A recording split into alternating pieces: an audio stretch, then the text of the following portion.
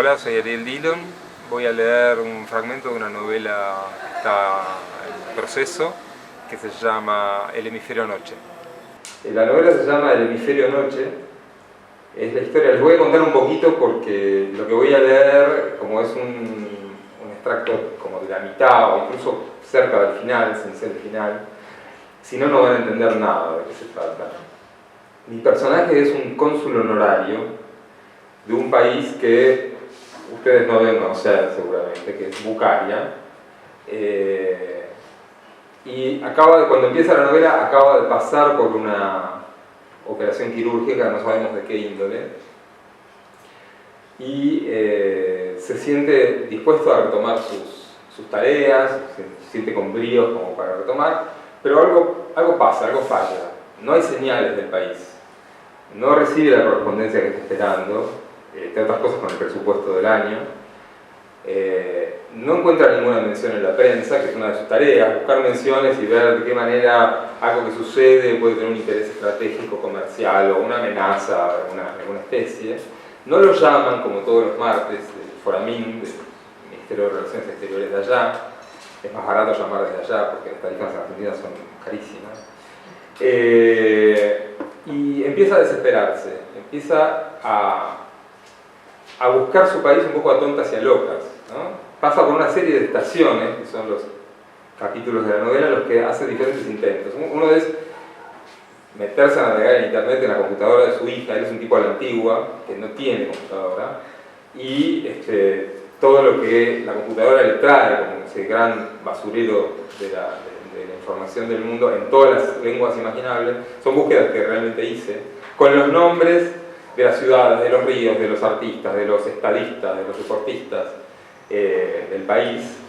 Y de alguna manera lo que van produciendo todas esas estaciones de su búsqueda desesperada, que se va volviendo también más íntima, porque pasa de algo como eso que acabo de decir, a revisar viejas fotos de infancia, porque él nació allá. Él se ganó ese lugar de cónsul a fuerza de amor por el país, a fuerza de identificación con el país, ¿no? Él ha hecho de esa doble identidad, ¿no? Argentino y bucarí, una especie de masía que le otorga como un espacio adicional. Lo que todos hacemos con algo, tal vez no con un país, lo hacemos con alguna otra forma de la identidad, o lo hacemos con un arte, o lo hacemos con el amor, con una serie de territorios que están a nuestra disposición. Bueno, él usó ese país para construir el que es, ¿no? Y ese país se está evaporando, está desapareciendo, no hay signos. Bueno, lo va a buscar en las viejas fotos de infancia, lo va a buscar rememorando una vieja historia de amor clandestino que vivió allá,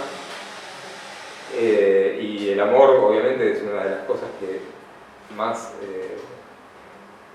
vagas y volátiles hilachas deja, de modo que no es tal vez el mejor excipiente para recuperar algo tan volátil como la identidad, ¿no? Bueno, el pobre cónsul las pasa mal, creo que hay bastante humor en la novela, con lo cual es llevadero, y hay algunos personajes que han crecido a su alrededor. Está rodeado de mujeres, está casado con una artista plástica, tiene una hija adolescente, tiene una mucama paraguaya, que ya van a ver, hay algunas disquisiciones sobre la identidad en boca de la mucama paraguaya. La novela está escrita en indirecto libre y me permite salir un poco del conflicto del cónsul y verlo un poco a él desde los puntos de vista de estas mujeres que lo rodean, ¿no? Y en particular este es uno de los capítulos de Anselma, que es la empleada doméstica de la casa, que va a ser testigo de una de estas estaciones de desesperada búsqueda del cónsul. Y lo elegí porque es lo único que más o menos mide entre 10 y 15 minutos y es más o menos actual. Perfecto.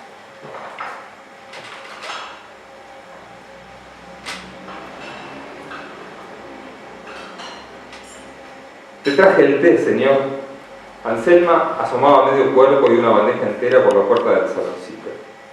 La noche anterior había visto una comedia en la tele, entre cuyos personajes figuraba una sirvienta paraguaya, técnicamente lo que ella misma era, y unos patrones estirados pero simpáticos, más o menos también como doña Elga y don Marlo. Y la sirvientita, la criada, hablaba así, decía, che señor, o mezclaba el tratamiento respetuoso de usted con el voceo, y deslizaba alguna que otra palabra obvia en guaraní como mbucuyá o ñacurutú, pero que mostraba que la actriz ni sabía guaraní, ni tenía muy clara la tonada del Paraguay, porque la exageraba y deformaba, probablemente temerosa de que, si le daba un tratamiento menos grotesco, resultara irreconocible. Si es que no era simple y llana ignorancia. Se preguntaba Anselma si ella misma no haría bien, después de todo, en exagerarse un poco, en sobreactuar. Si no sería conveniente mentir siempre, precisamente a fin de resultar creíble. Y fue por eso que, cuando iba llegando al saloncito con la bandeja cargada, esta mañana que en la casa no había nadie, excepto don Marlo, hizo el intento un poco en broma, un poco en serio, para sí misma, como quien dice 1, 2, 3 probando en el micrófono cuando los espectadores o los comensales todavía no han llegado, de soltar aquella frase que de tan típicamente paraguaya le había resultado, al oírla emanada de sus propios labios, de una artificialidad fragante. El señor R, de todos modos, ni se percató, eso podría jurarlo, enfrascado como estaba en tratar de hacer funcionar un viejo proyector que ella misma, haría media hora, le había ayudado a transportar desde uno de los placares de su despacho, y que habían apoyado muy despacio entre los dos, resollando un poco, sobre la mesa ratona en medio del saloncito. Anselma se le dio por preguntarse qué pasaría si, desde chica le había gustado jugar de ese modo, con cualquier cosa, probándose los sayos, por así decir, más diversos e improbables. ¿Qué pasaría si yo no fuera, en realidad, paraguaya? Si ese hubiera sido solo un invento para conseguir trabajo como empleada doméstica, simplemente porque era lo que se esperaba de alguien que buscara emplearse en dicha especialidad, junto con otros 2 o 3 perfiles posibles. Un invento que hubiese terminado por creerse ella misma, de tanto hacer aspaviento con su añorada asunción y andar escuchando en continuado de Paraguayan Heart de Nicolásito Caballero. Si yo no fuera paraguaya, si yo no fuera Anselma, si yo no fuera yo, entonces ¿quién sería? Ah, pero para eso sí que no tenía respuesta. Es decir, podría tener cientos, miles de respuestas diferentes e interesantes, pero elegir una para poder desarrollarla debidamente le llevaría un buen rato, y sería una lástima desperdiciar una pregunta tan bonita que invitaba a una larga ensoñación, justo hoy que tenía que salir a hacer unas compras que doña Elga le había pedido para el viaje, además de cocinar para la cena, más temprano que de costumbre. Eran ideas más aptas para la hora de planchar, en la intimidad de su cuarto, que no estaba mal para hacer lo que llamaban dependencias de servicio. Tenía una linda ventana que daba a un patio, interno pero grande, con un árbol en el centro. Pero no le quedaba nada para planchar, porque ya lo había planchado todo ayer. También podría dejarla la pregunta para ese domingo. Si no llovía, podrían ir con Marta al Parque Avellaneda, por ejemplo, y echarse en el pasto a dormir o a delirar. Con la Marta, se corrigió, ella sabía por qué. Y en ese caso podría jugar en voz alta al si no fueras. Recostados en el pasto, cabeza a cabeza, le diría, ¿quién serías si no fueras Marta? Y ella diría, tal vez, en un tono grave, Martín, pero mejor no, eso ya fue. Y las dos se echarían a reír. Y cuando le tocara el turno a ella, se inventaría otras identidades distintas, en las que no sería paraguaya ni mucama, sino más bien una turista viviendo en una casa de familia, venida de México o de España, hija de una familia aristocrática, y ella sería la oveja negra, la hija rebelde, que viviría toda clase de aventuras por mero hambre de conocimiento. Déjemelo ahí, le dijo don Marlo, sin mirarla. Trataba de pasar la película a través del laberinto de rueditas dentadas de la máquina, pero algo la trababa cada vez que quería enganchar la punta en el carretel vacío. Estaba agachado, transpiraba, refunfuñando. Anselma pasó el resto de su cuerpo a través de la abertura no demasiado amplia entre las 2 hojas entornadas de la puerta del saloncito, maniobra cuya gracia consistía en que la bandeja, sobre la que había puesto la taza y la tetera con el colador y su cadena, y un plato de galletitas de sésamo con mermelada, permaneciera estable mientras su cuerpo, de que aquella era una extensión, una de sus diversas prótesis de servicio, realizaba la necesaria contorsión, ya que no disponía de ninguna mano libre que le permitiera abrir un poco más las puertas y ensanchar el paso, tal como las bailarinas árabes dejan la cabeza suspendida en el aire, fija en un mismo lugar, mientras el resto de su cuerpo vivorea al son de la música. Toda una forma de meditación en movimiento, si se lo piensa bien. Después de que se libró de aquella barrera invisible, fue a apoyar la bandeja en la mesita de arrimo entre los 2 sofás. Desde temprano el señor había estado removiendo cachivaches en todos los rincones, en los placares del corredor, de los que había sacado del armatoste, en los del despacho, donde había exhumado varias cajas con fotos, a juzgar por lo que Anselma logró ver cuando le llevó los diarios a media mañana. No pareció interesarse mucho en los diarios, le dijo que los dejara por ahí. Ni siquiera se puso unos guantes ni agarró una franela para que no le molestase el polvo. Estaba segura de que le molestaba, pero ni siquiera se le ocurría que eso podía evitarse. Así era don Marlon, un poco cómico en su manera de estar siempre serio. Últimamente, sobre todo, era como si no se hallara en ninguna parte. Ella lo veía ir y venir durante todo el día, del saloncito al despacho, del despacho al saloncito, atravesando el living, cruzando los dos pares de puertas videadas y opuestas, trazando esporádicas diagonales hacia la cocina para picotear la enésima galletita o tomarse así, de parado, otro café. Daba la impresión de no saber qué hacer todo el día en el departamento. Y también le parecía a Anselma que se escondía un poco de doña Edga, porque casi nunca tomaba el camino de los dormitorios ni el del taller. Y Anselma se preguntaba si eso tendría que ver con lo del telegrama. Hacía ya unos cuantos días que una tarde que ella fue a buscar correspondencia abajo, en el buzón, por fin le pareció que había llegado algo importante. Era un telegrama donde reconoció la letra del señor, seguida de una dirección de allá, del país de él. En ese momento entró la señora Edga en la cocina, justo cuando ella, un poco descomedida, pero también deseosa, sinceramente, de darle una alegría al señor, estaba por dejarlo arriba de todo en la pila de papeles. En el último segundo, Anselma alcanzó a ver el sello del correo con la leyenda un poco torcida, como puesta de apuro. A ver, dijo la señora Edga, y le sacó el papel de las manos, pero se lo quedó viendo un rato, sin reaccionar, como si hubiese algo que no fuese lo que esperaba. De esto Anselma ni una palabra al señor, le dijo, y después hizo un bollo con el papel y se lo metió en un bolsillo del saquito de lana. ¿Me entendió, no? Claro, le respondió ella, con un involuntario gallito que le deshilachó las palabras. Siempre le pasaba lo mismo, cuando quería decirle a alguien que se quedara tranquilo, que tal o cual cosa era una certeza más allá de la más mínima sombra de duda, algo en su voz parecía traicionar una vacilación que ni ella sabía que estaba ahí. No se preocupe, agregó, yo no digo nada. Bien, fue todo lo que dijo la señora y se puso a prepararse ella misma un té, muy seria, sin mirar alrededor, como si necesitara concentrarse, no tanto en echar el agua de la jarra eléctrica en la tetera como en sus propios pensamientos. Y Anselma, como si a órdenes interiores como la que ella misma trataba de impartirse, olvidar, no se pudiera sino desobedecer, se descubrió repitiendo las 5 palabras para sus adentros, con la mano izquierda en el mango de la sartén y la derecha tamborileando sobre el mármol. Tacatara, tacatata, tacatara, tacatata. Le había quedado el hábito desde chiquita, cuando su papá, que componía canciones y que llegó a grabar un disco cuando era maestro en un colegio en Asunción, le enseñaba a contar las sílabas con los dedos. ¿Quién sabe qué le habría podido hacer al señor leer aquel sellito con rima? O lo que le estaba haciendo no haberlo leído. Octosílabos, pensó Anselma, igual que Flor Divina, por ejemplo. El papá le enseñaba todas esas cosas. Cambiaba los discos y le hacía oír un tema de aquí, otro de allá, dándole ejemplos de cada estilo y explicándole cómo estaban hechas las canciones, el ritmo, la rima, algunas en castellano y otras en guaraní, pero ella de las que eran en guaraní nunca se acordaba las letras. Otras mezclaban las dos lenguas, como su tía Maura cuando conversaba con su mamá. Flor divina de mi valle, lirio verde del ensueño, sensitiva y sahumada, ¿sahumada? En fin, que atenúa mi dolor. Yo te canto seducido estos versos lugareños, tacatara, tacatata, domicilio inexistente, devolver repetente, tacatara, tacatata. Era gracioso, aunque seguro que al señor no le haría ninguna gracia. La había vuelto loca durante el último mes con las benditas cartas, con los malditos diarios. Todos los días había que ir a buscarle el correo abajo, incluso 2 o 3 veces al día, pero de pronto era capaz de desinteresarse de todo, pasarse una semana en su dormitorio, el santo día, sin siquiera prender la televisión, ni leer, ni nada, ni siquiera preguntar por sus cartas y sus diarios. Metido en la cama, ella le llevaba el té a pedido de doña Edga, no hacía más que mirar el techo o alguna marca en el empapelado de la pared. Pero esta mañana había recuperado sus fuerzas, se diría, para ocuparse de las fotos viejas. Se había sentado en el piso, cosa insólita, sobre la alfombra que tenía en su despacho, a los pies de su sofá. A Anselma le había parecido un niño, un niñito viejo, y las estuvo mirando, clasificando, vaya una a saber qué hacía en realidad. Ella llegó a ver alguna que otra, imágenes salteadas que no le permitieron armar ninguna fotonovela, casi todas en blanco y negro. Una mujer muy bonita, pero como antigua, montada en un caballo y sonriendo a cámara, al parecer un poco nerviosa o temerosa de que el caballo se le espante. Una mano que entra en el cuadro por la izquierda sostiene la vida del caballo para dar seguridad al Amazonas. Estela de una lancha en un río, en la orilla como unas casas, pero demasiado chiquitas allá lejos como para distinguir nada. Arriba un cielo con nubes parecidas a animales o a globos grises y deformes. Una mano, en primer plano, señala algo en la lejanía. Un hombre mayor, con saco, corbata y unos bigotes ridículos, sonriendo a cámara, pero tomado justo en el momento en que parpadeaba. Eso es todo lo que vio, y se imaginó que serían los padres o los abuelos de don Marlon, gente de allá, de donde eran ellos. Anselma no veía la hora de que se fueran de una vez, de empezar sus propias vacaciones para poder ir a ver a su madre.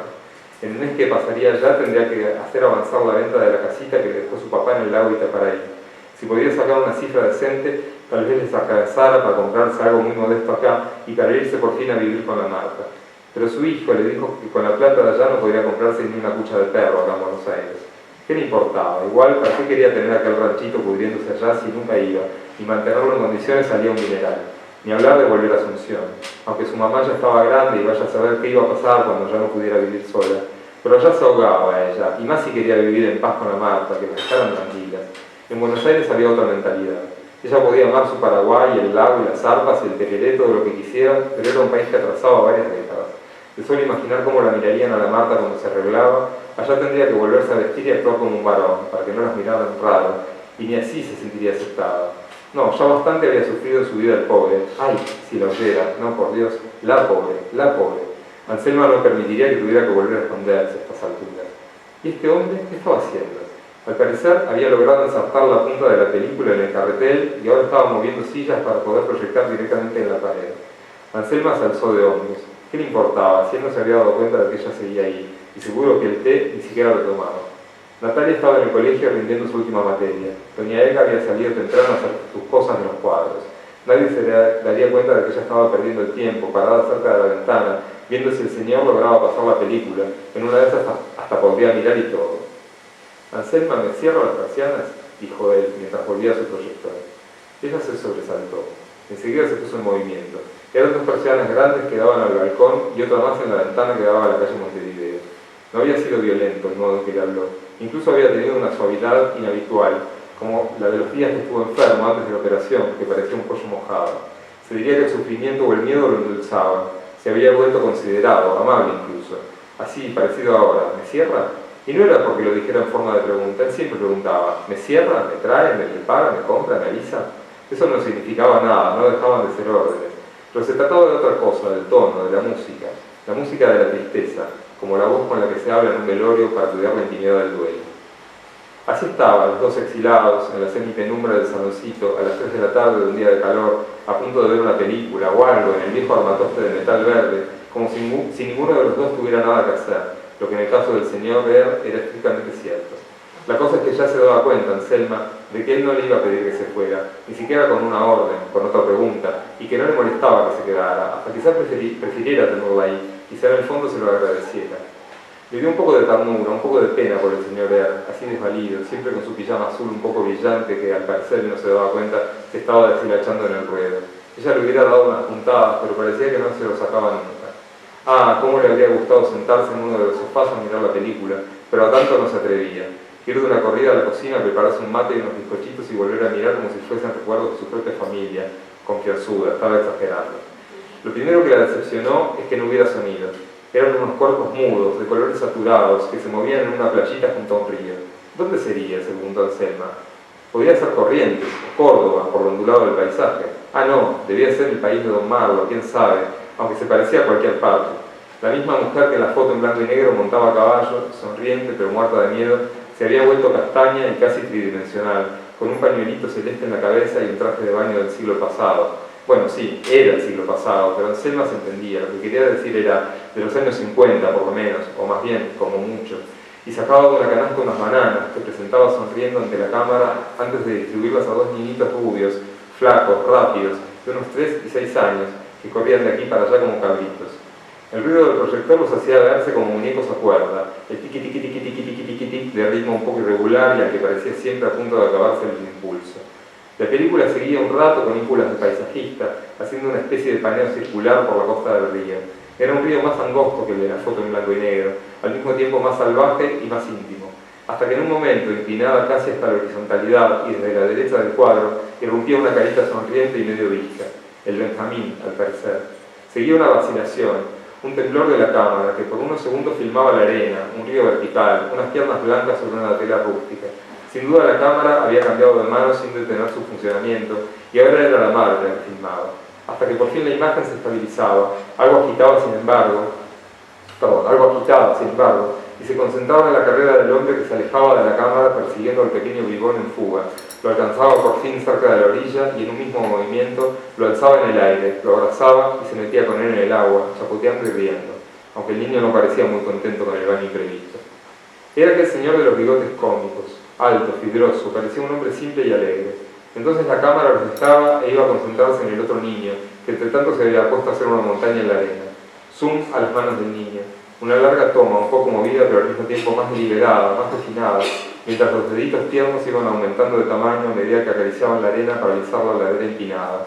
Y de pronto unas manchas confusas, la pantalla en blanco y el clan, clan, clan del carretel que giraba en falso. Tan corta la película de Operación Selma, y ese final repentino y la luz muerta eran un poco crueles, como una fiesta interrumpida o un frío súbito que entra por una ventana que ha abierto el viento. Sabía que las películas caseras eran caras y solo duraban unos pocos minutos, pero igual se sorprendió porque muy pocas veces había visto de esas. Su papá hacía fotos también, pero nunca se interesó mucho por filmar, y cuando ella era chica ya existían las videograbadoras. Pero lo más raro era que el señor no hiciera nada. No se movió para apagar la máquina, no se levantó de la silla ni se desperezó como le gustaba hacer a ella en el cine cuando iban con la Marta. Se ponían de pie las dos al mismo tiempo cuando terminaban de pasar los títulos y ya no quedaba casi nadie en la sala, y se tiraban las dos juntas, mirándose risueñas, incluso si la película era triste, sin saber nunca quién le había contagiado el bostezo a la otra.